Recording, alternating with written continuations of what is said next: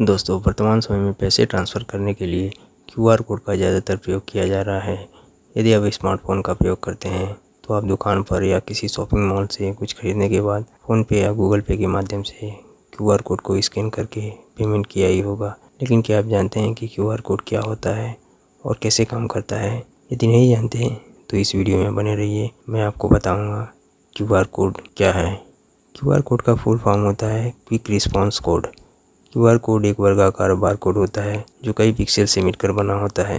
दूसरे शब्दों में यह एक 2D बारकोड होता है। क्यूआर कोड के अंदर किसी जानकारी को टेक्स्ट, यूआरएल इत्यादि के रूप में स्टोर करके रखा जाता है।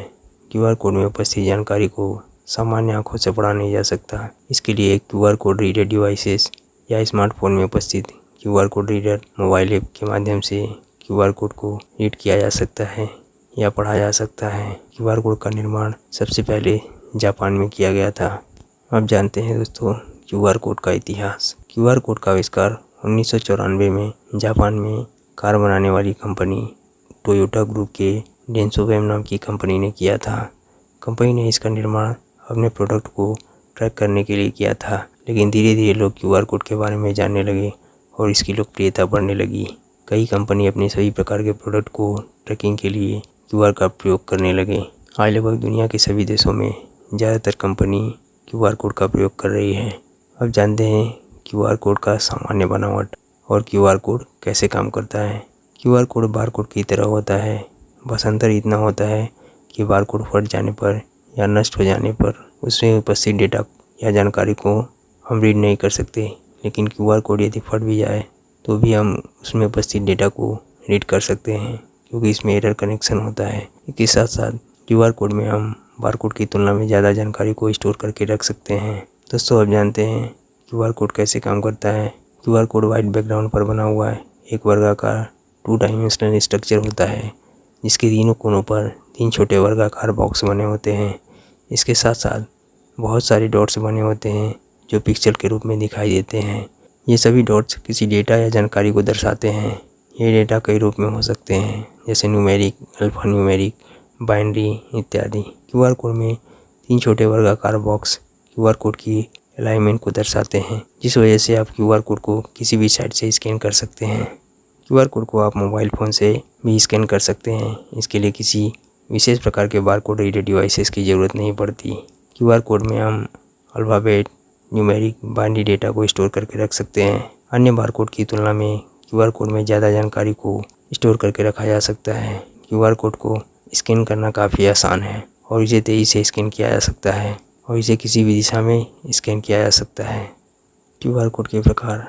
आकृति या संरचना के आधार पर क्यूआर कोड 2 प्रकार के होते हैं, स्टैटिक क्यूआर कोड, दूसरा dynamic QR code.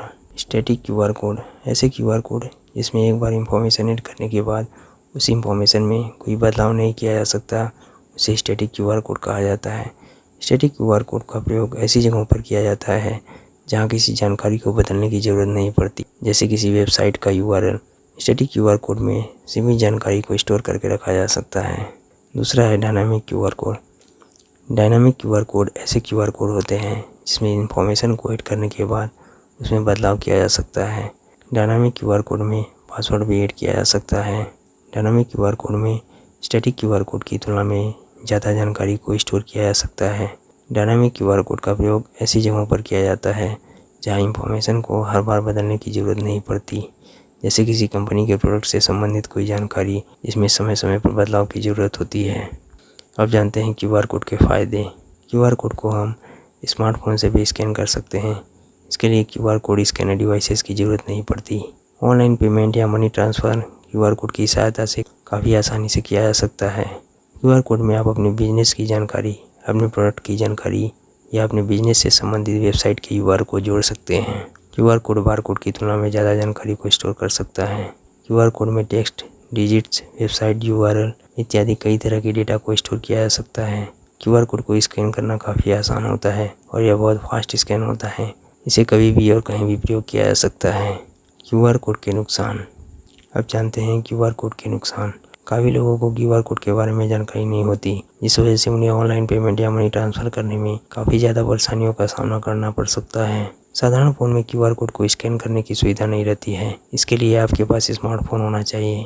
QR code कई तरह के होते हैं। हर तरह के क्यूआर कोड के बारे में जानकारी रखना आसान नहीं होता।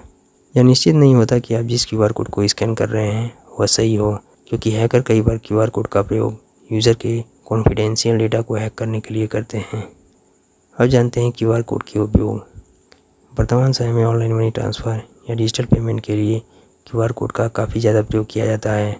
आज छोटे बड़े सभी बिजनेस पेमेंट रिसीव करने के लिए क्यूआर कोड का प्रयोग कर रहे हैं। आज ज़्यादातर लोग फ़ोनपे, गूगल पे के उपयोग से क्यूआर कोड को स्कैन करके डिजिटल पेमेंट करते हैं।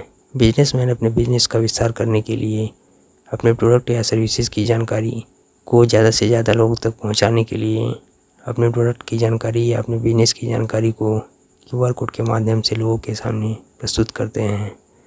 कई शॉप्स और ऑनलाइन वेबसाइट्स अपने प्रोडक्ट की सेलिंग बढ़ाने के लिए क्यूआर कोड के माध्यम से डिस्काउंट देती है।